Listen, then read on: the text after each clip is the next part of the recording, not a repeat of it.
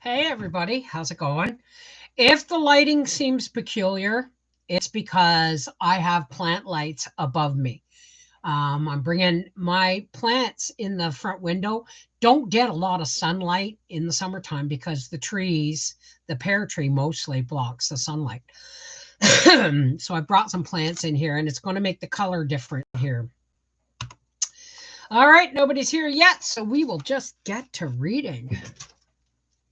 If I can find where I put the book. No, that's not it.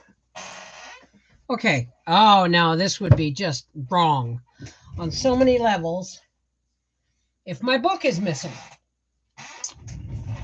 What on earth? Oh, there it is. Sorry, it was under some quilt blocks. Hey, Linda. All right. August 25th. And we're coming to the end because obviously they're about to reach Missouri, right? Long commercial? Oh, I'm sorry, honey. Left camp at 7:35. It rained again in the night and the road was muddy, but after a few miles we came to a country where it did not rain, so the road was dry. The uplands are stony, but there are good bottomland farms. Much timber is in sight, oaks, hickories, walnuts, and there are lots of wild crabapple, plums, and thorn apples. Try and find them here now. Try and find unoccupied land now. In South Greenfield, two land agents came out and wanted us to stop here. One was C.C. Aiken, the man who located Mr. Sherwin. He said that Mr. Sherwin was here only a week ago, has just gone. Mr. Sherwin looked Wright County over thoroughly and came back to Cedar County and located here. But finally, Mr. Atkins said there is just as good a land in the Wright County as Mr. Sherwin bought. Well, we are in the Ozarks at last, just in the beginning of them, and they are beautiful. We passed along the foot of some hills and could look up their sides. The trees and rocks are lovely. Manley says we could almost live on the looks of them. We stopped for dinner just before we came to the prettiest part, by the side of a swiftly running stream, Turnback River. We forded it through the shallow water, all rippling and sparkling. There was another clear stream to cross before we came to Everton at 5 o'clock. Here we stopped to get the horses shod, but there was not time to shoe them all today. So we camped by the creek in the edge of town over Sunday. Sunday, August 26th, a day for writing, reading, and sleeping. We let the children wade in the shallow creek within our sight. I spent most of the whole time writing to the home folks about the country since Fort Scott and these hills and woods. Excuse me. Hey, Kathy. Hey, Linda. Out of camp at 7:10. We like this country. A man tried to get us to settle just across the road from him, said we could buy 40 for $700. It was good land. We forded Little Stock River and came through Ash Grove, a lively little town.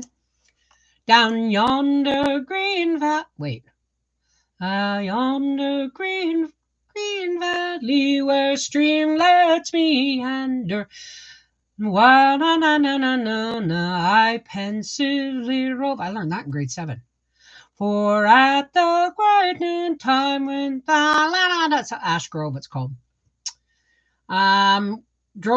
Came through Ash Grove, a lively little town noted for its lime kiln. 2 new brick blocks are going up on Main Street. Camped 12 miles from Springfield.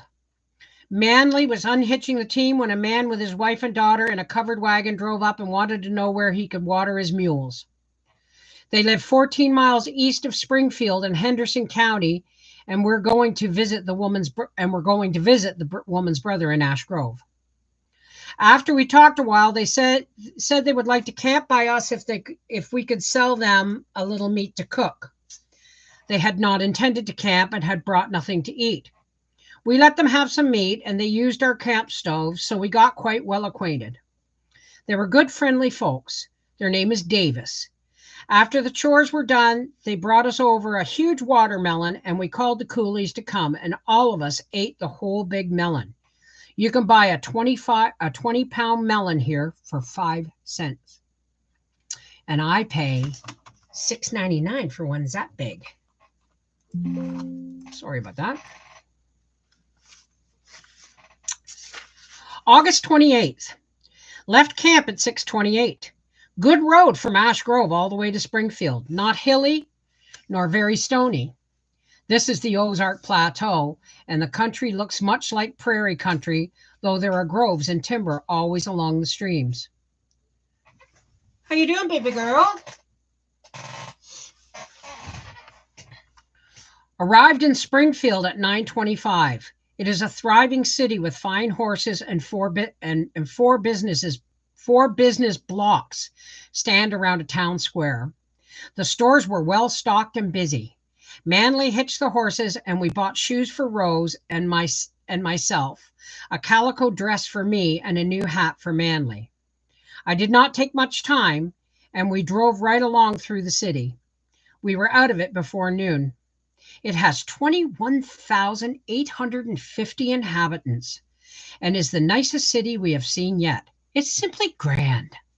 Hey, Tigger!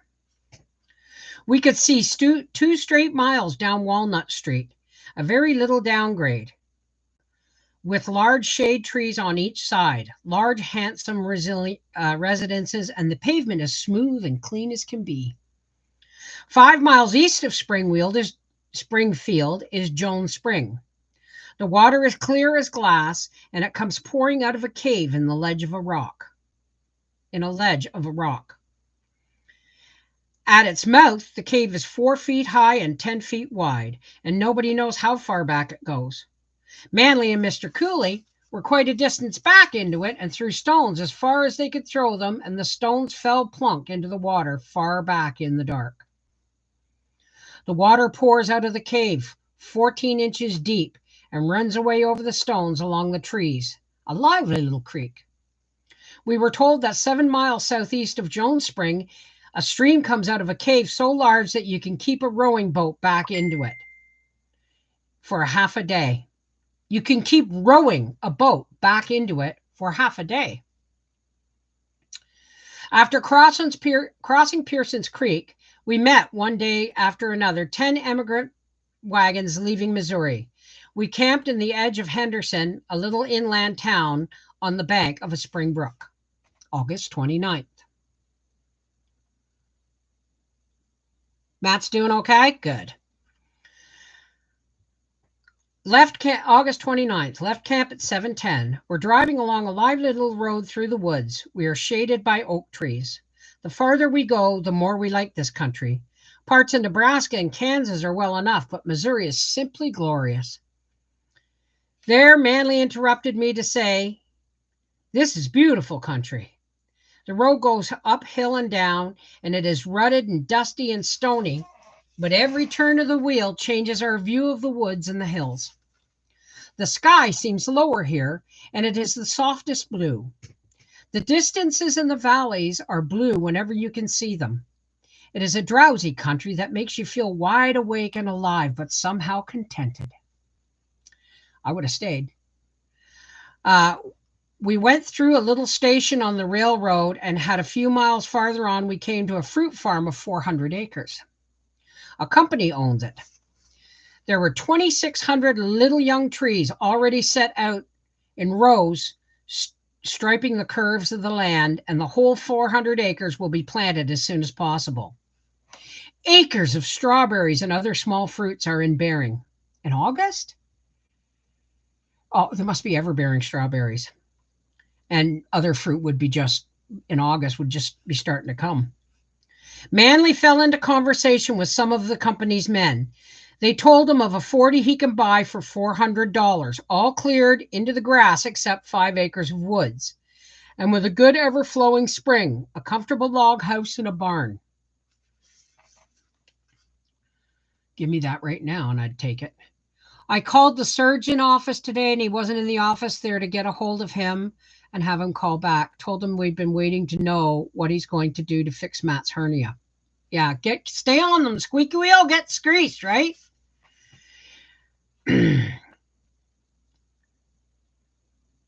We drove through Seymour in the late afternoon.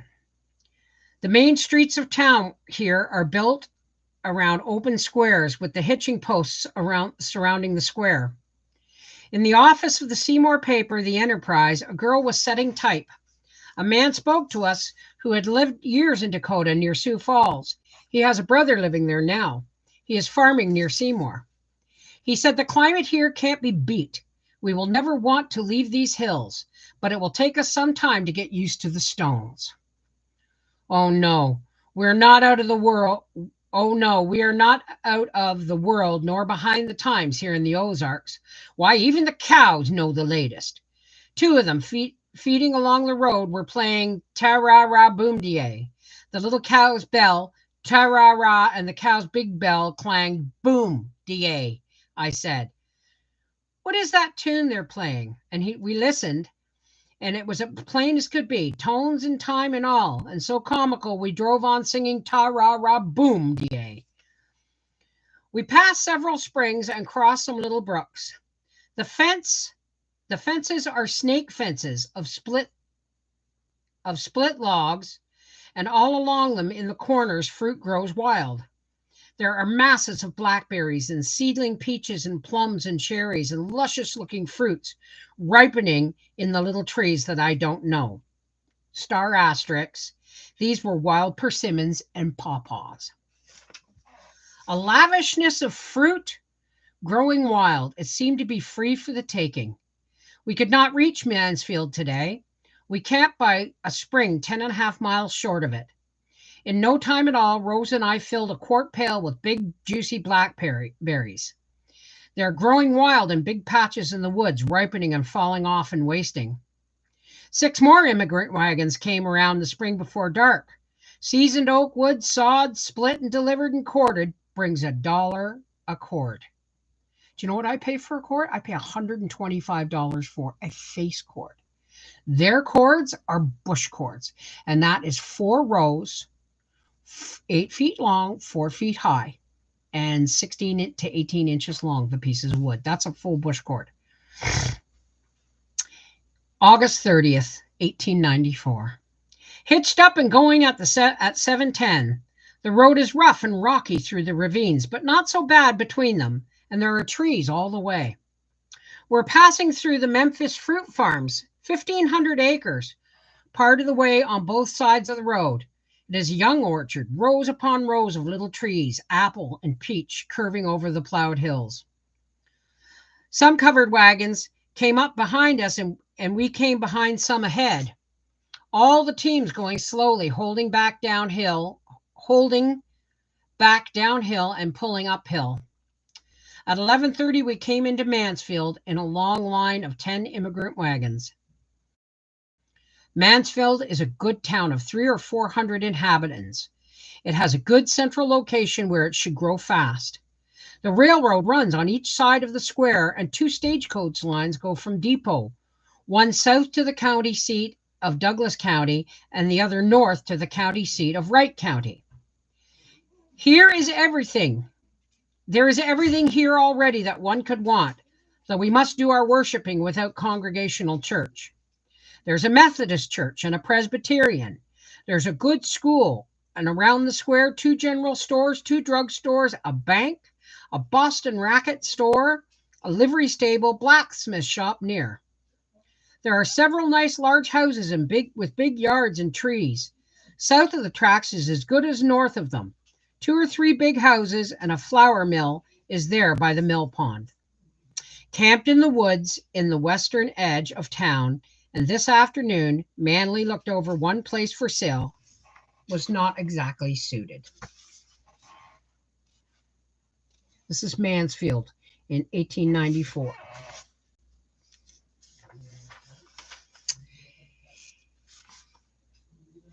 Here is where my mother's record ends. 50 years later, I began to casually speak of our camp in those vanished woods, and she stopped the words in my mouth with a fierce, "I don't want to think it." See you next time. This is Mrs. Wolfe from Reading with Beverly Wolfe, and that was On the Way Home. But there is a lot of stuff here that Rose shares. Okay? Take care, God bless, and we'll see you again soon. Mwah!